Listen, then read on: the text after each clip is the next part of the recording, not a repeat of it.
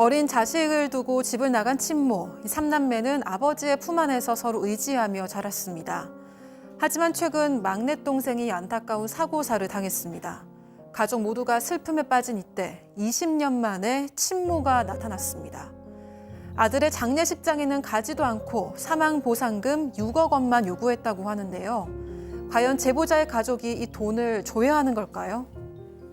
자, 오늘 이 제보 사연 정말 집중해서 좀 봐주십시오. 사방 가족분의 얘기인데, 와, 정말 이 얘기를 들으시면 교수님, 네. 정말 확 올라옵니다, 이거. 네, 막 듣기만 해도 진짜 너무 화가 납니다. 네. 제보자는 30대 여성입니다. 언니가 있고 남동생이 있다고 합니다. 그런데 삼남매 모두 어린 시절을 생각하면 너무 끔찍하고 괴롭습니다. 왜냐하면 친모 때문입니다. 친모가 그 당시에 다단계 사업을 했는데 아버지와 너무 이제 다툼이 많았고 그럴 때마다 가출을 했어요. 어느 날 가출을 했다가 이제 들어온 친모를 보고 소풍을 갔습니다. 소풍을 갔는데 다른 아이들은 도시락을 딱 열어보면 너무 맛있는 게 많잖아요. 근데 그 안에 딱 보니까 포장지도 뜯지 않은 삼각김밥이 저렇게 하나가 딱 있었어요. 근데 이제 그럼에도 불구하고 워낙 가출을 했던 엄마가 싸줬으니까 그것도 맛있게 잘 먹었다고 합니다. 그러나 일주일 후에 이 친모는 아버지가 숨겨놓은 현금은 물론 아이들의 돌잔치 반지까지 싹 훔쳐서 집을 나가 버렸고요. 나중에 부모님이 결국 이혼했다는 얘기를 들었습니다. 자, 하지만 제보자는 그래도 엄마니까 그 그리움이 있잖아요. 결국 그래서 고등학생 때 엄마를 찾아서 갔다면서요. 네, 고등학생일 때 아버지와 형제들 몰래 이모에게 연락을 해서 친모와 함께 밥을 먹었습니다. 그런데 오랜만에 본 친모의 모습이 제보자의 생각과는 많이 달랐다고 합니다. 친모는 대뜸 제보자를 보자마자 왜 나를 찾느냐면서 화를 냈다고 하고요. 또 지금 새 가정이 있고 남편이 너의 존재를 알면 안 되니까 하하. 다시는 연락을 하지 말라고 으름장을 놨다고 합니다. 친모는 둘째 딸인 제보자에게 이른바 경고를 하고자 만났던 거죠. 급기야 친모는 진짜인지 아닌지 모르겠지만 지갑을 깜빡하고 놓고 왔다면서 고등학생인 제보자에게 밥값까지 내라고 요구를 했다고 합니다.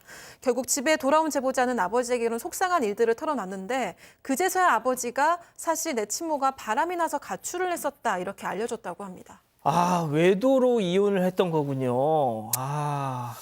자, 그래서 일단 이 둘째 딸인 제보자는 완전히 친모랑 이제 연을 끊었는데 7년 전에 이 제보자의 친언니가 사망하면서부터 다시 이게 스멀스멀 나왔습니다. 네, 제보자보다 3살이 많았던 친언니인데 안타깝게도 지병으로 젊은 나이에 세상을 떠났다라고 합니다. 그런데 아마 그 언니가 사용하던 은행에서 뭔가 문제가 생겨서 가족들에게 연락을 한다라는 게 친모에게도 연락을 했던 모양입니다. 그래서 친모가 이제 딸의 사망 소식을 접하게 됐고, 근데 그걸 듣고도 장례식장에는 코빼기도 비추지 않았다라고 지금 사연자, 제보자분은 그렇게 주장하고 계시는데 대신에 아버지에게는 전화를 했대요.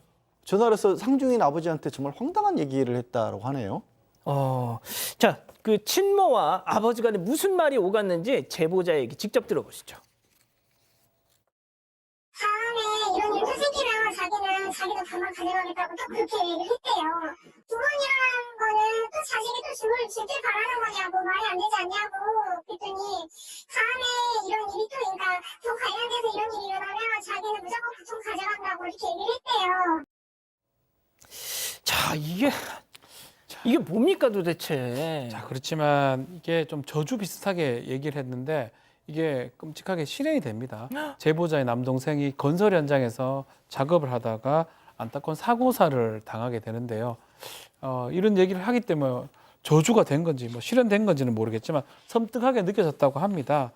이 제보자 가족이 친모한테 동생의 죽음을 알리지 않으려고 했는데 친척이 부고 문자 보내다가 이게 아마 알려졌던 것 같아요. 친모가 친척 물론 또 아들 친구들은 다 확인해서 왜 아들이 죽었는지 꼬치꼬치 캐물었고요. 알고 보니까 아들이 일하다가 사고로 사망을 했고 회사에서 사망보험금 5억 원 정도 나온다는 소리를 전해 듣게 됐다고 합니다. 자, 20년간 나몰라라던 그 자식의 죽음, 첫째 언니가 죽었을 땐 빈소에도 안 왔던 친모가 설마 이번에는 안타깝지만 예상이 맞았습니다. 이 친모 숨진 아들의 회사에서 나오는 사망보험금 5억 원은 물론이고요. 제보자의 아버지가 개인 돈으로 매달 넣었던 사망보험금 1억 원까지 요구했습니다. 제보자에 따르면 아버지가 동생에게 든 보험은 2개인데 그중 1개는 다행히 아버지가 보험 수령자로 지정돼 있지만 나머지 1개는 법적 상속인으로 돼 있었던 겁니다. 남동생이 보험 수령자를 아버지로 바꾸려고 했지만 일이 바쁘고 당장 무슨 큰일이 생기겠냐 싶어서 미뤘다고 합니다. 친모는 변호사까지 선임을 해서 아들의 사망보상금 5억에서 40%를 요구했고요. 친부가 가입한 사망보험금 1억 원에 대해서도 반을 내놓으라고 소송을 걸었다고 합니다. 양 변호사님.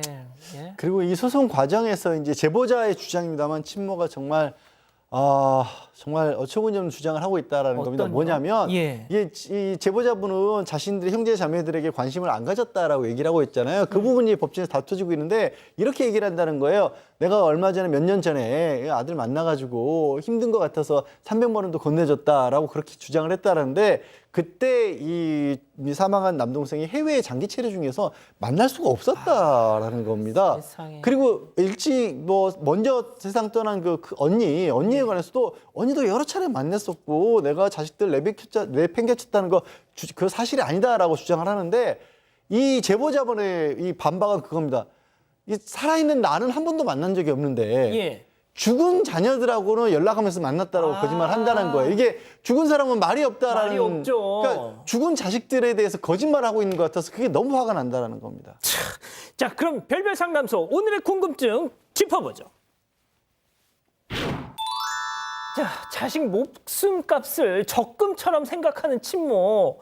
이 정말 너무 분통 터진다 하시는데, 자, 박 변호사님부터요. 자, 이른바 구하라법이라고 있습니다. 이게 뭐냐면 양육 의무를 제대로 하지 않는 부모에게 상속권을 박탈해버리는, 상속을 하지 않는 이 구하라 방지법, 이 국회에 지금 계류 중인데 내일이 21대 국회 마지막 날이에요. 맞아요. 본회의 마지막 날인데 글쎄 뭐 이게 제가 어느 정도 와 있는지 모르는데 법사위도 제가 안 통과한 걸로 알고 있거든요. 제가 알기로는 법사위 소위가 통과가 돼서 전체 회의에 올라왔는데 자, 이게 내일 법사위 전체 올라와야죠. 회의가 안 안 열릴 열리죠. 가능성이 높다는 겁니다. 본회의에 지금 다른 뭐 쟁점 법안들이 많기 때문에 이 구하라 방지법까지 올라갈 가능성은 좀 없어 보인다면 결국은 그 법은 21대 국회를 만료로 폐기가 될 가능성이 아유, 높고요. 그렇게 된다 그러면 일정 금액을 지금 부모한테 지금 줘야 되는데 사실은 근데 그럼에도 불구하고 판례상으로 봤을 때는 뭐 기여라든지 이런 것들을 좀 보거든요. 양육 의무 하지 않았던 부분. 그래서 재판을 하게 되면 뭐 고스란히 다 베끼진 않을 것이다 생각이 듭니다. 자, 양 변호사님이 먼저 좀 말씀 주세요.